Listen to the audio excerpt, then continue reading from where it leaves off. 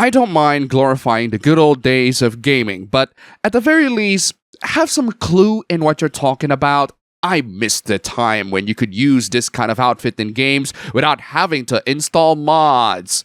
Well, these bonus outfits are nice, but they're not necessary for the full experience, especially when most of these are horror games, and these outfits are not that particularly scary. I'm not quite sure why the magical girl costume for Heather Mason from Silent Hill 3 is included among the sexualized outfits of all these characters. I guess because Heather doesn't have any sexy outfits beyond tank tops. Also, if you're gonna refer to a game from a series, at least be more specific. That bikini outfit is from Fatal Frame 5, but only in the original Wii U version, not the modern remaster, unless you use a mod to restore them. That is Sheva from Resident Evil 5, but that's not the color of the tribal outfit. That is Aya Brea, sort of, spoiler, from Third Birthday, which is a part of the Parasite Eve series, but that screenshot is not from a game called Parasite Eve. That's Alyssa from Clock Tower 3.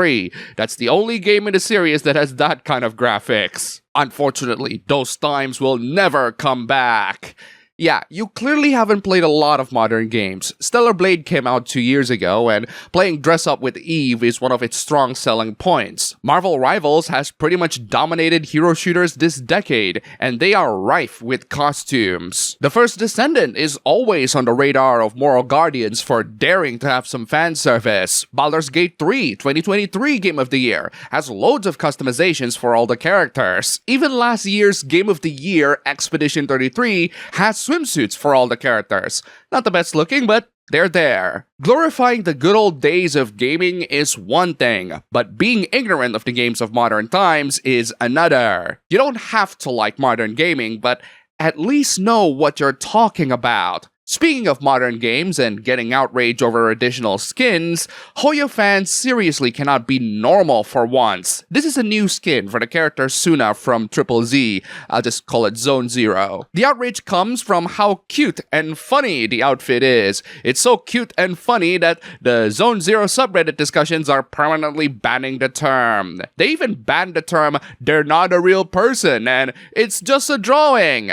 Those two statements are quite literally true. But Reddit moderators are unable to accept that reality. Granted, they also ban people who accuse others of being pedophiles, but I'll take the cute and funny people enjoying fiction over the moral guardians that genuinely think that they have a moral high ground. Straight up pedo crap.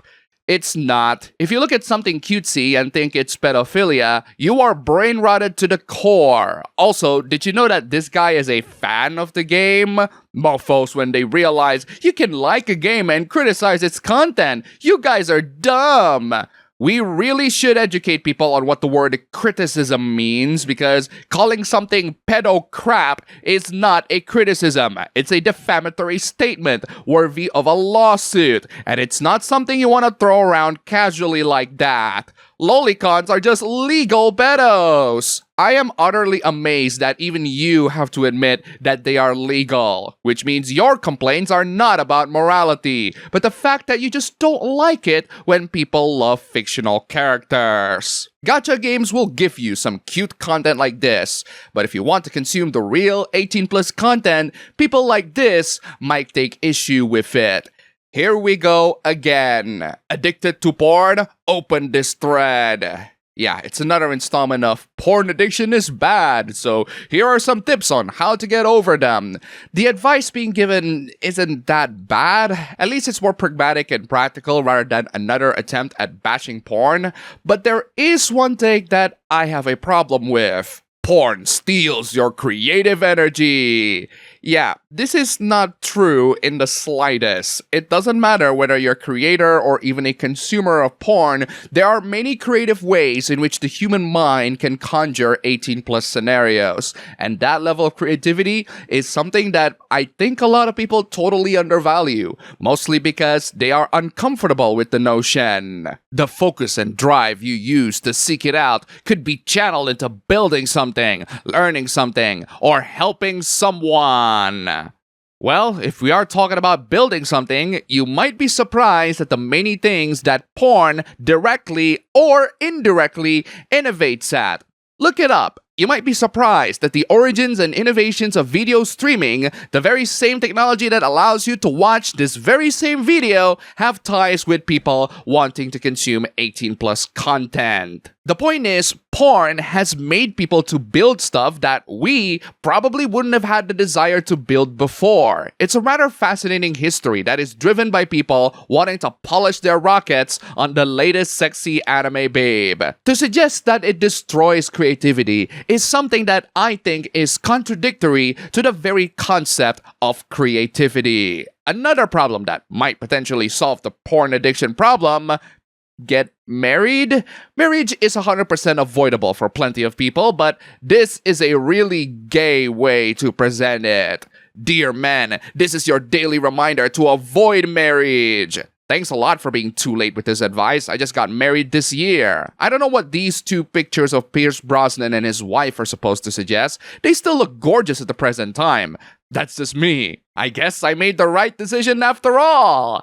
Yeah, this is interaction bait, but if you are gonna make an interaction bait while presenting yourself as straight online, try not to post insanely gay stuff like this. Oh, speaking of marriage, here's a related hoopla.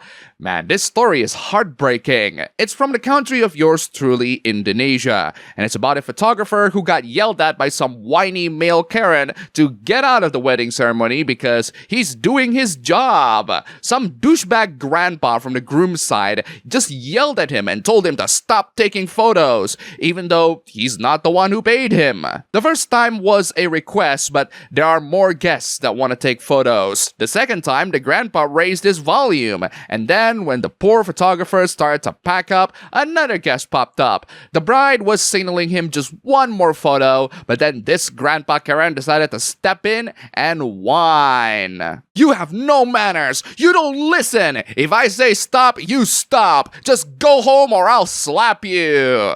That's right, he threatened physical violence. I totally welcomed that just to see what an idiot this guy is being. Credit to the photographer, he resisted for a bit and then just packed up with teary eyes. The rest of the guests tried to comfort the poor dude, but he is definitely not in the mood. He packed up and left, leaving the bride in absolute tears.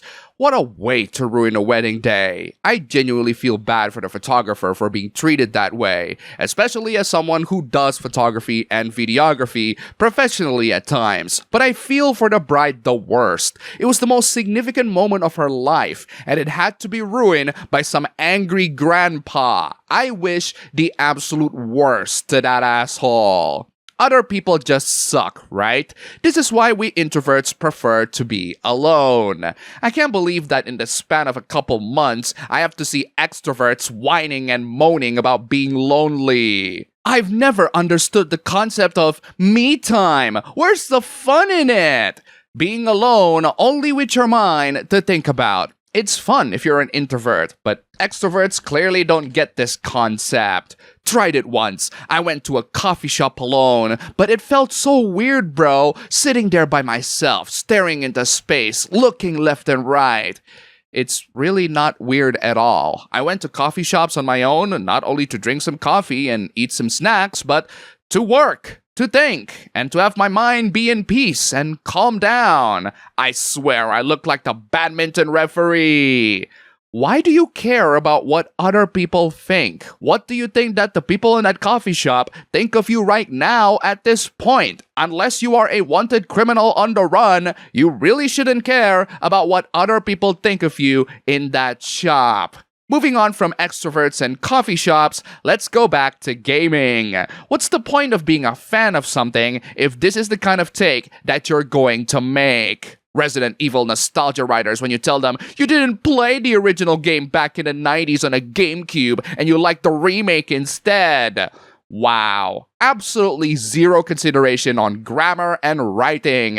It's like they didn't even care. And that's not even examining the content, which is an utterly disrespectful thing to say about the original Resident Evil games. They were released in the 90s, but they were not released on GameCube. Originally, at least. The remake of the first one was on GameCube. 2 and 3 were ported to the GameCube as well, but all the original games were originally created on the PS1. Putting that aside, you cannot seriously call yourself a fan if you just deliberately, obtusely, and blatantly refuse to get the most basic facts right. There's no honest mistake in this one. It's just malicious, blatantly trashing the original games while claiming that they are a fan. Not arguing with people lacking basic literacy. Well, I'm not arguing either. I'm here to educate everyone else so that they know how much of a clown you are. How Resident Evil fans think I'll react when I'll play the original trilogy with crap graphics, ass acting, and janky gameplay.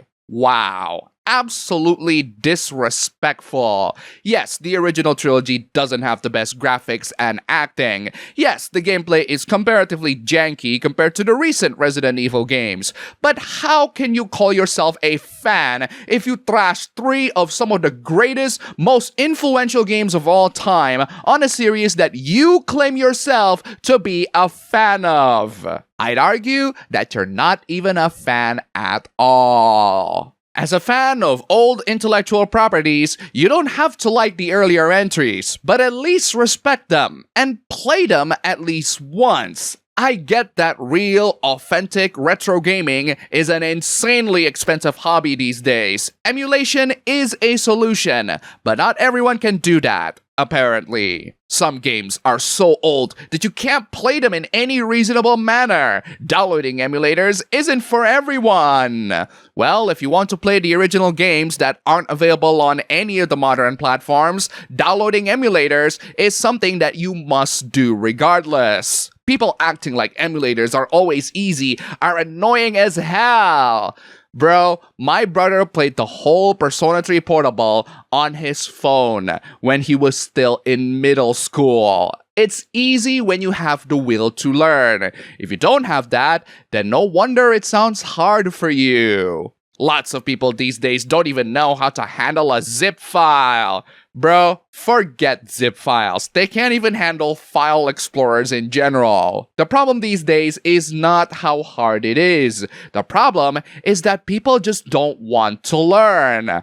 It's just an intentional effort at making people dumb, and making fun of them only drives them away. You could be more empathetic. Well, it is undeniable that there are loads of people on the internet that will make fun of you for not knowing basic stuff. I'm looking at you, Linux snobs, but everyone should have the capacity to put aside the socially inept idiots online and start actually learning stuff. There is a definitive subset of people that simply refuse to learn the old ways, and that is these arrogant AI users. Stop saying that this will happen, because it's not going to happen. Rest in peace, Hollywood. Oh, you really want that to happen, don't you? I don't like Hollywood as much as the next guy, but this AI garbage is not the solution for it. AI is now 100% photorealistic with the launch of Kling 3.0. I don't care whether AI has evolved to be better, because that is about as inevitable as the sun rising in the morning. I care about the impact of AI and how it totally destroyed the hardware market. It's so bad that even micro SD card prices are rising. Is that something that you're not concerned about? Despite AI evolving the graphics, animation, and realism, this short film is still woefully structured. But that doesn't matter for AI bros who only care for graphics rather than story, characters, or any sort of narrative consistency. I absolutely love how AI evolves in technology, but still lacks any published product. All these AI bros think that they can take down Hollywood, but they can't even get any of their products published to streaming services, let alone in theaters. Not even Netflix. And you all know the kind of garbage they publish. The most that these AI users can do is to publish on social media, which is something that anyone can do. And because of that, their quality is comparable to your average fan fiction. This is quite a misleading post about AI. I knew this would inevitably happen as AI got better. If you're not using AI, people who use use it to study will cognitively pass you in critical thinking. Oh great, another installment of AI improving critical thinking when it's way more nuanced than that. It's so nuanced that even AI will tell you that it's not that simple. This guy highlights a graph that shows how students perform better when practicing with generic Gen AI. That's because when they are practicing, they have the AI to do the thinking for them, not them doing the thinking. That is how AI erodes critical thinking. It's when you decide to stop using your brain and have AI to do the job for you. This is a great example of this post, actually. This dude can't even read this chart. Not to mention, if you go to the actual source besides this chart, there's an even more detailed explanation that shows how successful Gen AI tasks do not automatically lead to learning. They are using AI to finish their assignments rather than to learn. I will always be amazed by the number of AI bros who genuinely think that they are smarter than everyone else when they can't even read charts like this. It's not unusual to see people who support AI blindly doing so to substitute their lack of intelligence. AI is more real art than the garbage you produce. Wow, not even grammatically correct, but good job anyway. And that's all for the video today. Here's a cat. Huge thanks to all the wonderful sponsors this week. You're all fantastic. Don't forget to check out my previous videos here. Click the like button, comment, subscribe, join the YouTube membership, leave some tips, just $1 down below. And thanks for watching.